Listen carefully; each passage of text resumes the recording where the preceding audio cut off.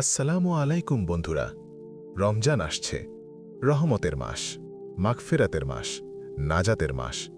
এটা শুধু রোজা রাখার মাস নয়, এটা নিজেকে বদলানোর মাস।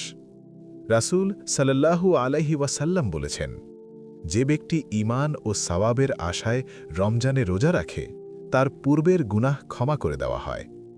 সহিহ বুখারী হাদিস নম্বর ৩৮, সহিহ মুসলিম হাদিস নম্বর ৭৬০।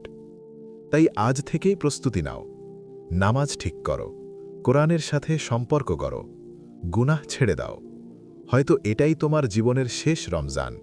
আল্লাহ, তুমি আমাদেরকে রমজান পর্যন্ত পৌঁছার তৌফিক দাও এবং এই মাসকে আমাদের জন্য পরিবর্তনের মাস বানিয়ে দাও। আমিন। আমাদের এই ভিডিওটি ভালো লাগলে লাইক করো, চলুন আলোর দিশায় চ্যানেলটিকে সাবস্ক্রাইব করো ও ফলো করো ফেসবুক এবং ইনস্টাগ্রামে। আর দ্বীনি বার্তা ছড়িয়ে দিতে শেয়ার করো।